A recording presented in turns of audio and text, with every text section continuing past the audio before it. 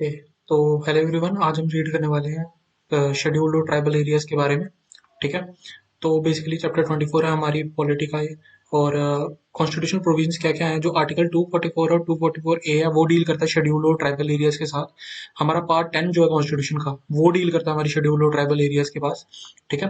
Reason क्या है separate part हमने दिया हुआ है, क्योंकि क्योंकि जो प्रोविजन 9 पार्ट 9 की थी वो not applicable to tribal areas में है, मतलब कि थी कुछ ऐसी प्रोविजन थी जो नॉट एप्लीकेबल थी ट्राइबल एरियाज पे, as it is difficult to have local administration in this region due to the following reason। Basically यहाँ पे इन रीजन्स में लोकल एडमिनिस्ट्रेशन करना थोड़ा मुश्किल हो रहा था। किन किन रीजन से? क्योंकि वहाँ पे मुश्किल हो रही थी फॉर्म करना ग्राम पंचायत की। ठीक है। ट्राइबल एरियाज में उनका एक डिस्टिंक्ट कल्चर होता है, उनका एक यूनिक सिस्टम ऑफ एडमिनिस्ट्रेशन होता है उनका, और हमें प्रोटेक्ट करना होता है tribal regions from from exploration से भी। मतलब कि हमें ट्राइबल लैंड को, मतलब कि उनको बचाना होता है ताकि वो ज्यादा डेटोरिएट ना हो पाए, मतलब कि ज्यादा अगर बाहर के लोग आके उनको खराब ना कर दें। थस एक सेपरेट सिस्टम ऑफ एडमिनिस्ट्रेशन हमने लाया, जो कि हमने मतलब कि फिफ्थ शेड्यूल के साथ साथ और सिक्स शेड्यूल के साथ साथ और पीसा के साथ साथ इसको इंक्लूड करते करते हमने शेड्यूल और ट्राइबल एरियाज पार्ट 10 में इंक्लूड किए हैं। ठीक है। आगे schedule area and schedule tribe की बात करते हैं हम। तो शेड्यूल एरिया क्या है? ये उसी रीजन, मतलब कि ये उन्हीं रीजन्स पे अप्लाई होता है जहाँ पे जो कि फिफ्थ शेड्यूल में इंक्लूडेड है, उसको हम कहते हैं शेड्यूल्ड एरिया। कोई डेफिनेशन नहीं है शेड्यूल एरिया की, प्लस कोई क्राइटेरिया नहीं है जिसके हम डिटरमाइन कर सकते हैं शेड्यूल एरिया, कोई भी मतलब कि जो हमें कॉन्स्टिट्यूशन में दिया हुआ हो। शेड्यूल एरिया क्या है, मतलब कि सिमिलरली, और मतलब कि हम क्या कर सकते हैं, जो कि एक पार्शली या फुल्ली एक्सक्लूडेड एरियाज हैं under the government of India act 1935, और वो बेसिकली ट्राइबल एरियाज हैं। तो हमें ये दो चीजें ध्यान रखनी है, जो कि मतलब कि एक्सक्लूड हुए हैं गवर्नमेंट ऑफ इंडिया 1935 के अंडर, और जो बेसिकली ट्राइबल एरियाज उनको हम कहते हैं शेड्यूल एरियाज। पावर क्या आती है यहाँ पे प्रेसिडेंट की रहती है, वो मतलब कि जो प्रेसिडेंट है वो डिक्लेयर कर सकता है किसी भी एरिया को शेड्यूल एरिया, और वहां पे इंक्रीज और डिक्रीज जो इसका एरिया कर सकता है, अल्टर कर सकता है, इसकी बॉडी रिवोक कर सकता है such designation in consultation with the governor. Governor से कंसल्ट करके वो शेड्यूल्ड एरिया को भी नॉट शेड्यूल में इंक्लूड कर सकता है, मतलब नॉर्मल एरियाज में भी इंक्लूड कर सकता है। पावर क्या क्या है गवर्नर की? पावर गवर्नर की है कि वो होल्ड करता है responsibility for a scheduled area, submit करता है एक annual report on the administration और टू द प्रेसिडेंट। मतलब कि गवर्नर जो है वो प्रेसिडेंट को अपनी रिपोर्ट देता है कि क्या क्या एडमिनिस्ट्रेशन हो रही है शेड्यूल्ड एरिया के अंडर। होल्ड करता है power to decide whether a law parliament और state legislature will be applicable to a schedule area. तो बेसिकली यहाँ पे पावर गवर्नर की है कि वो डिसाइड करता है कि लॉ जो है वो एप्लीकेबल होगा कि नहीं होगा उस स्टेट में, उस ट्राइबल एरियाज में। पार्लियामेंट का हो सकता है या स्टेट लेजिस्लेटर का भी हो सकता है। ट्राइब्स एडवाइजरी काउंसिल, तो बेसिकली यहाँ पे क्या होती है, ये बेसिकली एक काउंसिल सेटअप की जाती है ताकि वो असिस्ट करे गवर्नर को कि कैसे कैसे एडमिनिस्ट्रेट करना है शेड्यूल एरियाज में। ठीक है। कंपोजिशन क्या होती है एडवाइजरी काउंसिल की? ट्राइबल एडवाइजरी काउंसिल कंसिस्ट करती है मैक्सिमम 20 मेंबर्स का। ठीक है। 20 मेंबर होते हैं इसमें। इसमें 3/4 मेंबर जो होते हैं वो इलेक्टेड होते हैं थ्रू एमएलए। जो इलेक्टेड एमएलए होते हैं इन्हीं एरियाज के, शेड्यूल्ड एरियाज के ही। और 1/4 जो होते हैं तुम्हारे, वो तुम्हारे नॉमिनेटेड मेंबर्स होते हैं। कमीशन, आगे कमीशन क्या है? कॉन्स्टिट्यूशन रिक्वायर करता है प्रेसिडेंट को कि एक अपॉइंट करनी है कमीशन, प्रेसिडेंट ने एक अपॉइंट करनी है commission at any time but mandatorily 10 years after commencement of the constitution on administration of scheduled areas. तो बेसिकली जो जब से हमारा मतलब कि कॉन्स्टिट्यूशन हमारा कमेंस हुआ है, ठीक है, उसके 10 साल बाद प्रेसिडेंट को मतलब कि वो था कि जरूरी था, मतलब कॉन्स्टिट्यूशन ने रिक्वायर किया था प्रेसिडेंट को, मतलब कि जरूरी उस पर बाइंडिंग है कि उसने अपॉइंट करनी है कमीशन, जो कि मतलब कि हेल्प करेगी उसको, मतलब कि एडमिनिस्ट्रेशन ऑफ शेड्यूल्ड एरियाज में। ठीक है। स्टेट क्या क्या है शेड्यूल एरिया के साथ साथ, जो कि हिमाचल में है शेड्यूल एरियाज, झारखंड में है, छत्तीसगढ़ में, उड़ीसा में, महाराष्ट्र, गुजरात, आंध्र प्रदेश, तमिलनाडु, मध्य प्रदेश और राजस्थान। इन एरियाज में मैक्सिमम तुम्हारे शेड्यूल्ड एरियाज है, मतलब मैक्सिमम क्या है ही है। ठीक है। आर्टिकल 244 की 2, ये 244(1) तुम्हारा बात करता है शेड्यूल्ड एरियाज और शेड्यूल्ड ट्राइब्स की डेफिनेशन पे। 244 की 2 ये बात कर रहा है तुम्हारा, ये बेसिकली 6 शेड्यूल एरियाज की बात कर रहा है। ये बेसिकली तुम्हारा लिमिटेड जो शेड्यूल एरियाज हैं, फॉर एग्जांपल तुम्हारे असम के, मिजोरम के, मेघालय और त्रिपुरा के, एएम एएमटीएम जो हमने याद किया था, 6 शेड्यूल एरियाज। तो बेसिकली जो tribal areas in this region are constitution as autonomous district, जो ट्राइबल एरियाज हैं उनको बेसिकली ऑटोनोमस डिस्ट्रिक्ट बनाया गया है। ठीक है। This region do not follow under the executive authority of the state. यहाँ पे एग्जीक्यूटिव अथॉरिटी स्टेट की नहीं होती है बल्कि प्रेसिडेंट की होती है। Administration of this region will be through district council and regional council. ठीक है। यहाँ पे डिस्ट्रिक्ट काउंसिल्स होती हैं और रीजनल काउंसिल्स होती हैं, जो कि फॉर एग्जाम्पल लोकल एडमिनिस्ट्रेशन को ज्यादा इंपॉर्टेंस दी जाती है यहाँ पे पावर ऑफ गवर्नर क्या क्या है, वो ऑर्गेनाइज कर सकता है और रीऑर्गेनाइज कर सकता है ऑटोनोमस डिस्ट्रिक्ट को। गवर्नर के पास ही मैक्सिमम पावर्स हैं कि वो ऑर्गेनाइज कर सकता है, रीऑर्गेनाइज कर सकता है ऑटोनोमस डिस्ट्रिक्ट को, इंक्रीज या डिक्रीज कर सकता है इनकी एरियाज में, चेंज ला सकता है उनके नेम्स में, डिफाइन कर सकता है उनकी बाउंड्रीज को। ठीक है। अब क्या है ये autonomous district council? Autonomous district council या ऑटोनोमस रीजनल काउंसिल जो कि सेटअप होती है तुम्हारे 6 शेड्यूल एरियाज में। क्या क्या है, कहाँ कहाँ पे होती है तुम्हारी? अगर तुम्हारी पॉपुलेशन डिस्ट्रिक्ट की मेजोरिटी एक ट्राइबल पॉपुलेशन है तो वहां पे डिस्ट्रिक्ट काउंसिल जो होगी वो एस्टेब्लिश हो जाएगी। अगर तुम्हारा पॉपुलेशन जो है मतलब कि एक डिस्ट्रिक्ट का पार्ट है, मतलब एक पार्ट ऑफ द डिस्ट्रिक्ट है, उस रीजन को ट्राइबल मतलब कि उस रीजन को एक रीजनल काउंसिल, उस रीजन में एक रीजनल काउंसिल एस्टेब्लिश की जाती है जो कि ट्राइबल एरिया को एडमिनिस्टर करने के लिए हेल्प की जाती है। ठीक है। डिस्ट्रिक्ट और रीजनल काउंसिल जो होती है नेम्ड आफ्टर डिस्ट्रिक्ट और रीजन होती है। लिस्ट तुम्हारी गिवन बिलो है। फॉर एग्जाम्पल असम में तुम्हारी नॉर्थ चाचर हिल्स डिस्ट्रिक्ट है तुम्हारी। ठीक है। कार्बी अलोंग डिस्ट्रिक्ट है तुम्हारी। बोडोलैंड टेरिटोरियल एरियाज डिस्ट्रिक्ट ऐसे कैसे करके तुम्हारी असम में है। मेघालय में खासी, जैंतिया, गारो 3 हिल्स के नाम पे उन्होंने बेसिकली ट्राइबल्स को डिफाइन कर रखा है। त्रिपुरा में तुम्हारे basically Tripura tribal areas district है। उसके बाद में मिजोरम में तुम्हारी 3 एरियाज में भी डिफाइन किया, चकमा डिस्ट्रिक्ट, मारा डिस्ट्रिक्ट और लाई डिस्ट्रिक्ट, ये मिजोरम में है तुम्हारी। ठीक है। पोजेसेस क्या है तुम्हारी?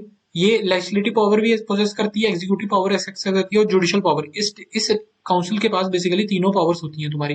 लेजिस्लेटिव पावर क्या क्या हो सकती है? ये फ्रेम कर सकती है laws on certain specified matter after consultation with the governor. Basically governor से कंसल्ट करके ये कुछ लॉज बना सकती है स्पेसिफाइड मैटर के। For example they can frame laws like land, forest, canal, water, shifting, cultivation, village administration कैसा होगा, इनहेरिटेंस ऑफ प्रॉपर्टी कैसी होगी, मैरिज एंड डाइवोर्स पे, सोशल कस्टम्स पे। क्योंकि ट्राइबल एरियाज में जो होता है मैरिज ये वो वगैरह उनके बेसिकली अपने लॉज होते हैं, ट्राइबल एरियाज के अपने लॉज होते हैं, तो उनके लॉज पे स्पेसिफाइड करके वो लॉज बना सकती हैं जो कि वहीं पे एप्लीकेबल होंगे। ठीक है ना। एग्जीक्यूटिव को पावर क्या है कि वेरियस फंक्शन ये करती है related to primary school, dispensary market हो गई, डिस्पेंसरी हो गया, मार्केट हो गया, फेरी, फिशरीज, रोड्स, ये सब ये खुद ही डिसाइड करते हैं कि हम क्या करेंगे। ठीक है। स्कूलिंग कैसी होगी हमारे यहाँ पे, डिस्पेंसरीज में क्या क्या मिलेगा, मार्केट कैसी होगी हमारी, फिशरीज कैसी होगी, रोड कैसे होंगे। ठीक है। ये भी सारी पावर जो है वो एग्जीक्यूटिव की मतलब कि इसकी रीजनल ऑटोनोमस डिस्ट्रिक्ट काउंसिल की है। ठीक है। या ऑटोनोमस रीजनल काउंसिल की। ठीक है। Power to make regulation, regulation बना सकती है ये, अप्रूवल लेगी ये गवर्नर से। Make regulation with approval from governor for control over money lending and trading by non tribals.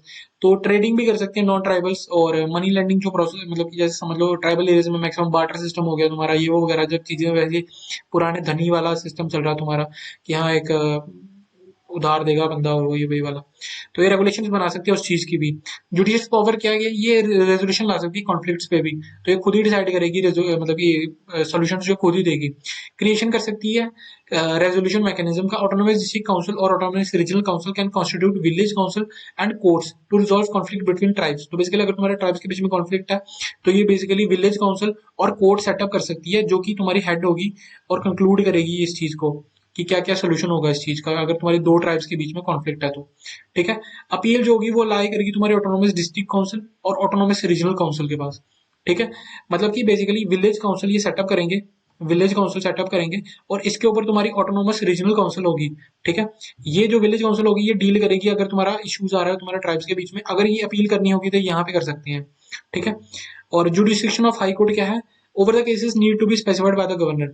जो हाई कोर्ट के पास केसेस जाएंगे वो बेसिकली वो स्पेसिफाइड किए जाएंगे तुम्हारे पहले गवर्नर के थ्रू। That's it. उसके बाद में आई थिंक सो ये चैप्टर फिनिश हो जाता है। उसके बाद में हम बात करेंगे अभी कोऑपरेटिव सोसाइटीज की। ठीक है। तो constitutional status given by 97 constitutional amendment 2011 का बना हुआ हमारा। ठीक है। चेंजेस क्या क्या डन किए हैं 97 कॉन्स्टिट्यूशन अमेंडमेंट ने?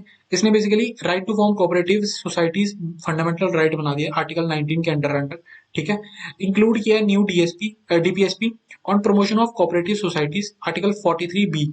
43 बी डील करता है तुम्हारा प्रमोशन होगी तुम्हारी किसकी, कोऑपरेटिव सोसाइटीज की। ठीक है। ऐड किया न्यू पार्ट 9 बी। ठीक है। In the constitution which is entitled the cooperative societies article 243 ZH, article 243 ZT। तो हम बस ये याद कर सकते हैं कि आर्टिकल 243 में बेसिकली जो डील करता है तुम्हारा, बेसिकली मोटा मोटा इतना याद रख सकते हो कि तो वो कोऑपरेटिव से डील करता है, ठीक है। ओके, कॉन्स्टिट्यूशनल प्रोविजंस क्या क्या है तुम्हारी? स्टेट लेजिस्लेटर में make provisions related, state legislature वो तुम्हारा प्रोविजन बना सकता है किसके related? To form cooperative societies based on certain principle, ठीक है। कुछ प्रिंसिपल्स पे, कुछ रूल्स पे, रेगुलेशंस पे वो स्टेट लेजिस्लेटर में प्रोविजन बना सकता है। To the total number of director of a cooperative society, they shall not exceed 21, कि बेसिकली जो टोटल डायरेक्टर्स होंगे तुम्हारी कोऑपरेटिव सोसाइटी के, वो 21 से ज्यादा नहीं होनी चाहिए, वो उससे मतलब कि उसके अंदर अंदर ही होनी चाहिए, ठीक है। To the reservation of 1 seat for the schedule caste और the schedule tribes and 2 seat for woman on the board. तो बेसिकली वो रेगुलेशन बना सकती है कि एक बंदा की जो सीट होगी वो तुम्हारी शेड्यूल शेड्यूल कास्ट के लिए होगी, एक बंदे की जो सीट होगी तुम्हारी वो शेड्यूल ट्राइब के लिए होगी, और 2 सीटें जो होंगी वो तुम्हारी वुमन के लिए रिजर्व होंगी, कि स्टेट लेजिस्लेटर बना सकती है इस चीज पे, ठीक है ना। ये पावर्स है उसके पास, ठीक है। To make provision for the cooperation को option of maximum 2 person, to make provision for co-option of maximum 2 persons having experience in the field of banking management finance as members of the board, ठीक है। तो basically ये वो भी बना सकती है कि 2 बंदे भी तुम्हारे और ऐड हो सकते हैं, और जो कि मतलब कि बैंकिंग की फील्ड में होंगे या मैनेजमेंट की फील्ड में होंगे, फाइनेंस की फील्ड में होंगे, ताकि वो मेंबर बन सके बोर्ड का, और बेसिकली इनडायरेक्टली वही है कि वो फैसिलिटेट कर सके, कोऑपरेटिव सोसाइटी को हेल्प कर सके उस चीज में, ठीक है, उनके वर्किंग में, ठीक है। और ये बेसिकली मेक प्रोविजंस बना सकते हैं, maintenance of accounts by the cooperative societies and the auditing of such accounts at least 1 financial year. ये प्रोविजंस बना सकते हैं तुम्हारी जो बेसिकली कोऑपरेटिव सोसाइटी के अकाउंट जो हैंडलिंग होगी, जो तुम्हारी ऑडिटिंग होगी, वो किस तरीके से होगी और क्या क्या होगा उनमें, ठीक है। और to the offences relating to the cooperative society and penalties of such offences. तो बेसिकली ये प्रोविजन बना सकते हैं कि क्या क्या अगर कोई ऑफेंस हो रहा है तुम्हारा, तो उसकी क्या क्या पेनल्टी होगी और क्या क्या उसकी मतलब कि जो भी सॉल्यूशंस निकलेंगे, जो भी होगा तुम्हारा, ठीक है। उसके बाद में क्या है तुम्हारा? ओके, सॉरी ये लाइन मैं भूल गया। To convene the annual general body meeting for every cooperative society with the period of 6 months of the close of the financial year, ठीक है। तो बेसिकली फाइनेंशियल ईयर के दौरान उसको 2 बार मीटिंग करनी है, कि वो रेगुलेशन बना सकती है कि हर 6 महीने में एक मीटिंग एटलीस्ट लेनी है, 6 6 महीने के बाद, ठीक है। और टर्म ऑफ ऑफिस जो होता है तुम्हारा इलेक्टेड मेंबर्स का, वो 5 years ही रहता है।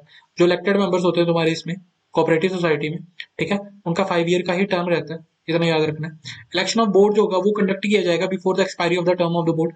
सिंपल तुम विलेज पंचायत की याद रखो, ठीक है। इलेक्शन उससे पहले हो जाएगा। In case of persistent default और negligence in the performance of the duties etcetera, board जो होगा वो सुपरसीड किया जाएगा। The board shall be superseded और kept under suspension for a period not exceeding 6 months, ठीक है, ठीक है।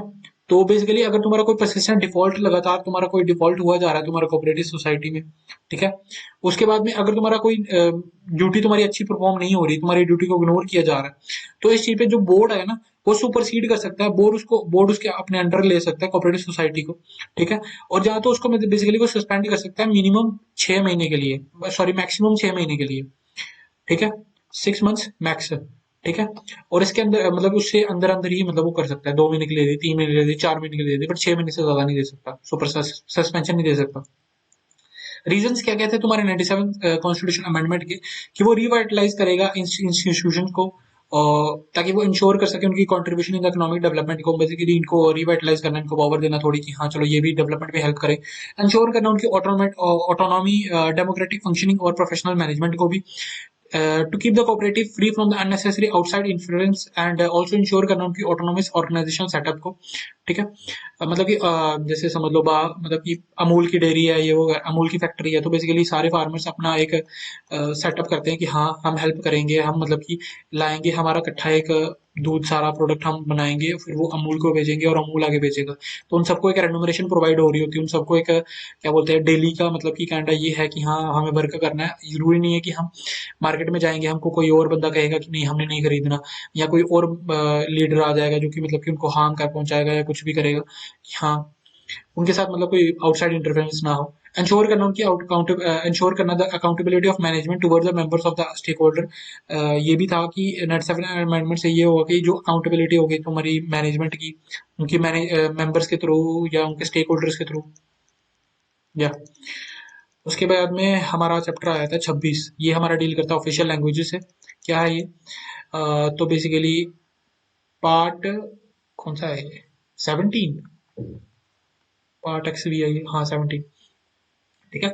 तो पार्ट 17 हमारा डील करता है ऑफिशियल लैंग्वेजेस से, आर्टिकल 343 से लेकर 351, 343, 351, ठीक है, ये हमारा डील करता है लैंग्वेजेस से, ठीक है। प्रोविजन ये डिवाइडेड है तुम्हारी 4 हेड्स में। पहला क्या होगा, लैंग्वेज ऑफ द यूनियन, दूसरा है तुम्हारा रीजनल लैंग्वेजेस, तीसरा है लैंग्वेज ऑफ द जुडिशरी और text on law, text of laws, और चौथा तुम्हारा स्पेशल डायरेक्टिव्स।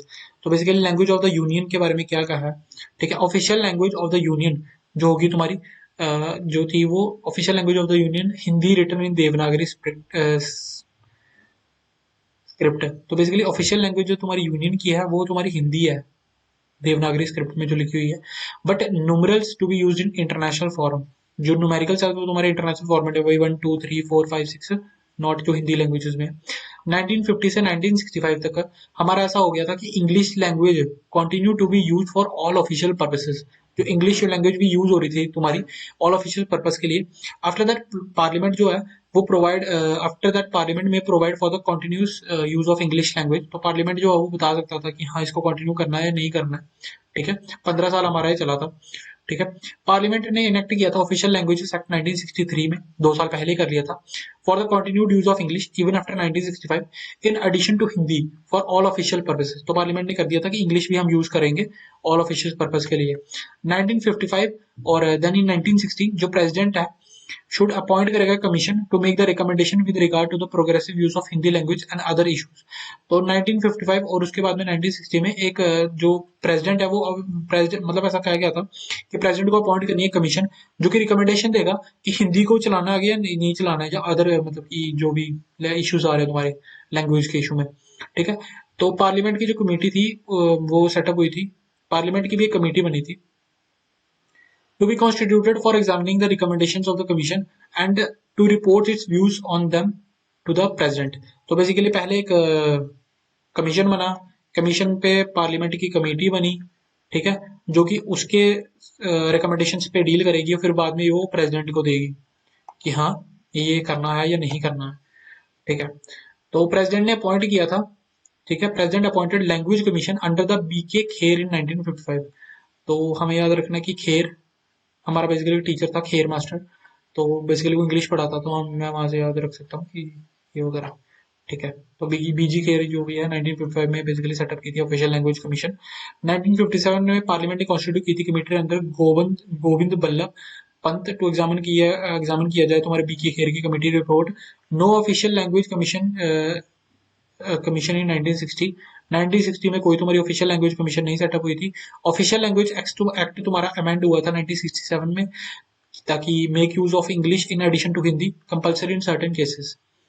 तो वही है, लास्ट में वही है कि इंग्लिश को भी हम कर सकते हैं, इंग्लिश को भी यूज कर सकते हैं हिंदी के साथ साथ, ओके। तो रीजनल लैंग्वेजेस की जब हम बात करें तो कॉन्स्टिट्यूशन कोई स्पेसिफाई नहीं करता कि ऑफिशियल लैंग्वेज क्या होगी तुम्हारे डिफरेंट स्टेट्स की।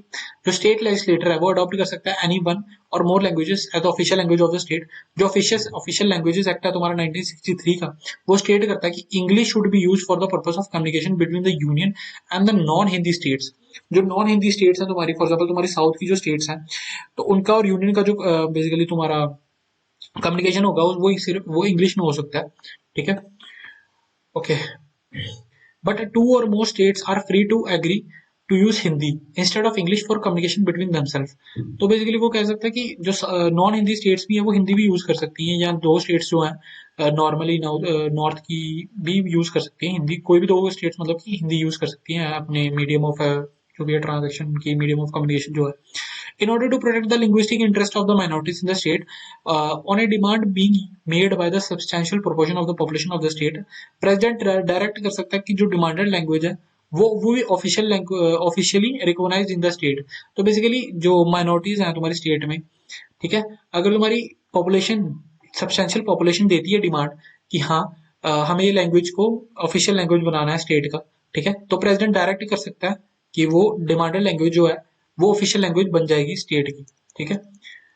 Language of the judiciary and text of laws, तो क्या है तुम्हारा ये, ठीक है। until parliament provide करता है until parliament provides otherwise all proceeding in the supreme court and in every high court जो authoritative text of all bills etc and thus at the central and the state levels shall be in English only. तो basically judiciary तुम्हें पता है English की बात करती है, ठीक है. The governor of the state with the previous consent of the president can authorize the use of Hindi or any other language. जो गवर्नर ऑफ द स्टेट है तुम्हारा, गवर्नर किसी भी स्टेट का प्रीवियस कंसेंट लेगा वो प्रेसिडेंट के साथ, वो ऑथराइज कर सकता है हिंदी को यूज करने के लिए और any other language of the state in proceeding of the high court of the state. But even after the president consent the judgments, decrees or order passed by should always be accompanied by English translation. तो basically वही है, governor कर सकता है, governor president के ascent लेके वो ले सकता है कि हाँ हाई कोर्ट में वो लैंग्वेज यूज हो, रीजनल लैंग्वेज, बट जो क्या बोलते हैं ऑर्डर आएगा तुम्हारा ये वगैरह वो उस रीजनल लैंग्वेज में तो आएगा, बट उसके साथ साथ तुम्हारे इंग्लिश में भी आएगा. क्या A state legislator can prescribe the use of any language or other than English with respect to bills, acts, but their translation in English language is to be published. State legislator भी prescribe कर सकता है किसी भी language का use करना in other than English के, but उनकी translation आएगी English में भी, ठीक है. ओके, स्पेशल डायरेक्टिव्स क्या क्या है तुम्हारा, हमें प्रोटेक्शन करनी है प्रोटेक्शन ऑफ लिंग्विस्टिक माइनॉरिटीज की. तो aggrieved person has a right, जो अग्रीव्ड पर्सन है उसके पास राइट है कि वो सबमिट कर सकता है अपनी representation for the redress of any grievance to any officer authority और यूनियन और state in any of the languages official और non official use in the union और द स्टेट. तो बेसिकली अगर कोई एग्रीव्ड पर्सन है तो उसके पास राइट है कि वो अपनी रिप्रेजेंटेशन या कोई भी अपनी प्रॉब्लम उसने बतानी है किसी भी ऑफिशियल को, तो वो किसी भी लैंग्वेज में दे सकता है, ऑफिशियल और नॉन ऑफिशियल लैंग्वेज में जो कि यूज हो रही है उसमें से. हर स्टेट के पास every state and a local authority in the state should provide adequate facilities for instruction in the mother tongue, कि वो प्रोवाइड करेगी एडिक्वेट फैसिलिटीज उनकी मदर टंग में at the primary stage of the education to the children from linguistic minority groups. The president can issue necessary directions for this purpose. तो basically तुम्हारी state और जो local authority होती है उसके पास right है, ठीक है, कि वो मतलब कि सॉरी राइट नहीं है, उसके पास ऑब्लिगेशन है कि वो प्रोवाइड करेगी प्राइमरी स्टेज पे एटलीस्ट जो बच्चे हैं उनको उनकी मदर टंग भी सिखाएगी. फॉर एग्जाम्पल जैसे हमारी वो सिखाया जाता है, डोगरी सिखाई जाती है, तुम्हारे में हरियाणा भी सिखाई जाती होगी, जो भी होगा संस्कृत सिखाई जाती है बच्चों को, या कुछ भी रीजनल लैंग्वेज सिखाई जाती है, ठीक है. ओके, जो प्रेसिडेंट है वो अपॉइंट करेगा special officer for the linguistic minorities to investigate all matters relating to the constitutional safeguard of the linguistic minorities and to report to him. तो बेसिकली प्रेसिडेंट अपॉइंट करेगा तो तुम्हारा एक special officer for linguistic minorities जो कि investigate करेगा इन्हीं matters में, ठीक है. एट शेड्यूल क्या है तुम्हारा, तो total number of official language हमारी टोटल जो ऑफिशियल लैंग्वेज है वो 22 है. ओरिजिनल फोटल लैंग्वेज थी हमारी असामीज, बंगाली, गुजराती, हिंदी, कन्नड़ा, कश्मीरी, मलयालम, मराठी, ओडिया, पंजाबी, संस्कृत, तमिल, तेलुगु. सिंधी तुम्हारी ऐड हुई है 25th अमेंडमेंट एक्ट 1967 से. फिर उसके बाद में कोंकणी, मणिपुरी और नेपाली, ये हमारी तीन ऐड हुई है 71st कॉन्स्टिट्यूशनल अमेंडमेंट 1992 से. और बोडो, डोगरी, ये डोंगरी नहीं है, डोगरी है, डोगरी, ठीक है. मैथिली और संथली, ये बेसिकली हम तुम्हारी लैंग्वेज ऐड हुई 92nd अमेंडमेंट ऑफ 2033 से, ठीक है. या हरियाणवी तुम्हारी ऑफिशियल लैंग्वेज नहीं है, ठीक है.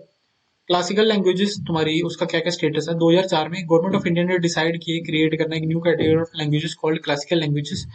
2006 में गवर्नमेंट ने ले डाउन किया था criteria for conferring classical language status. तो क्या है ये क्राइटेरिया फॉर क्लासिकल लैंग्वेज, क्या है तुम्हारा, हाई एंटीक्विटी हो जैसे की अर्ली टेक्स्ट में, record history over a period of 1500 से 2000 ईयर्स, ठीक है. तो बेसिकली जिसकी हाइट एंटीक्विटी हो तुम्हारी अर्ली टेक्स्ट में, जहां वो रिकॉर्ड कर रही हो तुम्हारी history over a period of 1500 to 2000 years, ठीक है. A body of the ancient literature text which is considered a valuable heritage. कोई बॉडी है तुम्हारी एंशिएंट लिटरेचर की या टेक्स्ट की जो कि कंसिडर की जाती है तुम्हारी वैल्यूएबल हेरिटेज की बाय जनरेशन ऑफ स्पीकर्स. जो लिटरेरी ट्रेडिशन टू बी, और ये जो लिटरेरी ट्रेडिशन है वो मतलब कि ओरिजिनल हो तुम्हारा, वो बोरो ना हो किसी और अनदर स्पीच कम्युनिटी से. जो classical language and literature being distinct from modern, modern से डिफरेंट होना चाहिए. डिसकंटिन्यूटी भी होनी चाहिए between the classical languages and later forms और इट्स ऑफशूट्स. बेसिकली वही है कि एक लैंग्वेज फॉर्म हुई फिर उससे दूसरी लैंग्वेज फॉर्म है, तो ऐसा भी नहीं है कि दोनों को दे दो. तो दोनों में डिसकंटिन्यूटी होनी चाहिए कि हाँ ये अलग है ये अलग है, तभी दोनों को मिलेगा, ठीक है. बेनिफिट्स क्या होंगे तुम्हारी classical language, you get financial assistant for setting up centre for excellence of the study of that language. तो बेसिकली क्लासिकल लैंग्वेज को फाइनेंशियल असिस्टेंस भी मिलेगा कि सेटअप होगा एक centre for excellence in study, जो मतलब कि स्टडी करेंगे इस लैंग्वेज का। ठीक है। ओपन अप होगा एक avenue for the two major awards for scholar of eminence. कुछ नहीं है कि बेसिकली जो उन पे जहाँ स्टडी करेंगे या उनके लिए अवार्ड्स भी दिए जाएंगे। ठीक है। यूनिवर्सिटी ग्रांट्स कमीशन, ठीक है, can be requested to create a certain number of professional chair for classical language for scholars of eminence in that language. तो बेसिकली यूनिवर्सिटी में तुम्हारी बेसिकली सीट्स मिल जाएंगी उन जो बच्चे के बच्चे आएंगे कि हाँ हम ये लैंग्वेज पढ़ के आए हैं ये वगैरह, तो उनके लिए स्पेसिफाइड सीट्स मिल जाएंगे, बेसिकली वो है। ठीक है। तो आगे तुम्हारा ये तुम्हारी क्लासिकल लैंग्वेजेस हैं जो तुम्हारी ऐड हुई हैं। ठीक है। तमिल है तुम्हारी 2004 की, संस्कृत है तुम्हारी 2005 में ऐड हुई है तुम्हारी, तेलुगु तुम्हारी 2008 में ऐड हुई है, कन्नड़ा तुम्हारी 2008 में ऐड हुई है, मलयालम तुम्हारी 2013 में ऐड हुई है, ओडिया तुम्हारी 2014 में ऐड हुई है। या तो इसी के साथ अभी हम ये खत्म करते हैं क्लास, तो मिलते हैं नेक्स्ट क्लास।